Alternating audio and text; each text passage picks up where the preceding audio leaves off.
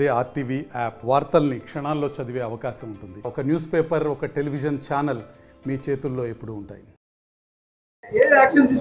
మా తమ్ముడు రాతుల సురేష్ నాయక్ అనే మా తమ్ముడు JLM గా పంచాయతీ సెక్రటరీగా పంచాయతీ సచివాలయంలో JLM గా గత 5 సంవత్సరాలుగా జాబ్ నిర్వహిస్తున్నాడు. ఈ కరెంటు ఏఈ గారి వల్ల మా తమ్ముడిని నిర్లక్ష్యం చేసి అతని డ్యూటీల పట్ల అతనికి ఉన్న పరిధి జాబ్ చార్ట్ పరిధిని మించి సీనియర్ లైన్ మ్యాన్ చేయాల్సిన 11 km ట్రాన్స్ఫార్మర్లు కూడా మా తమ్ముడి చేత వర్క్ చేయించి గత 6 సంవత్సరాల నుంచి టార్చర్ గా అనుభవిస్తూ ఎస్టీ ఒకే కారణం ఎస్టీ అనే అబ్బాయి వల్ల అనే క్యాస్ట్ ఫీలింగ్ తోటి ప్రతిదీ తన పరిధిలోకి వచ్చిన పనిని మొత్తాన్ని అదర్ పని వచ్చిన గానీ అతని మీదకి తీసుకొని అతని నిర్లక్ష్యం వల్ల మా తమ్ముడికి ఈరోజు జరిగింది. అతను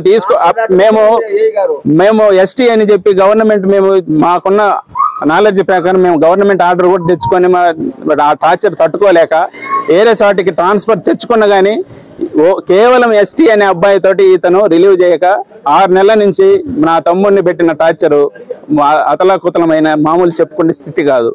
అదే రోజు ఒక రైతు చిన్నకారు సన్నకారు రైతుకి ట్రాన్స్ఫార్మ్ ప్రాబ్లం అని చెప్పి ఇతని మంచితనం కోసం తీసుకెళ్లి ఆ ట్రాన్స్ఫార్మ్ ఎల్సీ ఇవ్వకుండా ఆ షిఫ్ట్ ఆప్టర్ అనే ఎల్లా సురేష్ అనే అతను ఎక్కడో రైల్వే స్టేషన్ లో వాళ్ళ బంధువులను ఎక్కించుకుంటా ఎల్సీ ఇవ్వండి వాళ్ళ డైలీ కొలిగ్ నే అంత మోసం చేశారు.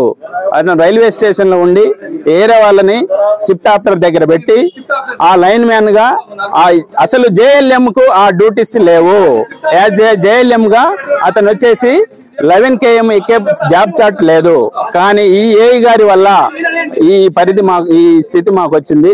ఈ ఎల్లా సురేష్ అనే అతను ఎక్కడో ఉండి షిఫ్ట్ ఆర్డర్ని ఏరే వాళ్ళకి ఇచ్చి ఎల్సీ ఇచ్చాను అని లైన్ మీదకి ఎక్కించిన తర్వాత వాళ్ళ లైన్ క్లియర్ చేసే పరిధిలో మళ్ళీ ఎల్సీ తీసేసి పవర్ ఇవ్వడం జరిగింది. ఆ పవర్ వల్ల మా తమ్ముడికి ఒకే చెయ్యి ఒక కాలు రిమూవ్ చేయడం జరిగింది.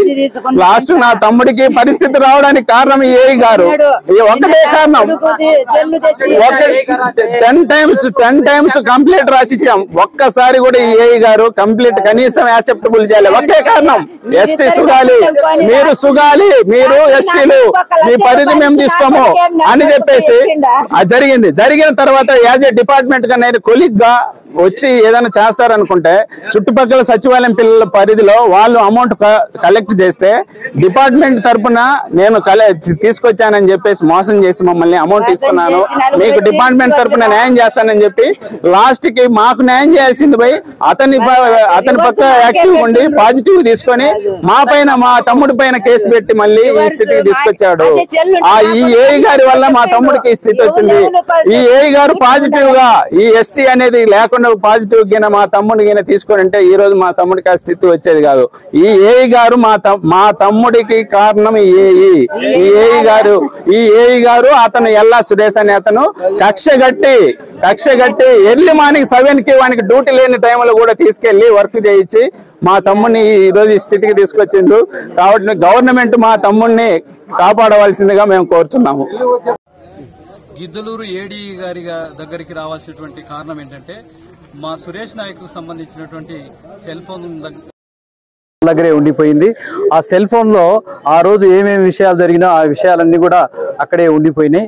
మినిమం ఇక్కడ పోలీసు వ్యవస్థ స్పందించలేదు. అలాగే కంచె చేను వేసిన విధంగా డిపార్ట్మెంట్ స్పందించకుండా పెట్టేలాగా చేయడము చాలా బాధాకరమైనటువంటి విషయము. అందువల్ల మాకు తగినటువంటి న్యాయం చేయాలని చెప్పేసి మరి ఏడీ గారిని మేము కోరాము.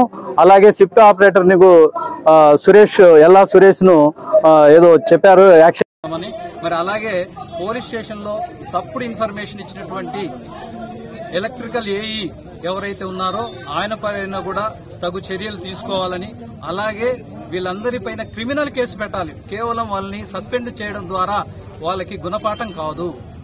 ఇలా ఎవరి మీద అయితే అలా యాక్షన్ తీసుకుంటారో అప్పుడే నెక్స్ట్ తప్పు చేయాలనేటువంటి ఆలోచన కూడా లేకుండా ఉండాలంటే ఖచ్చితంగా వాళ్ళందరిపైన క్రిమినల్ చర్యలు తీసుకోవాలి. ఈ రోజు మేము ఏడీగా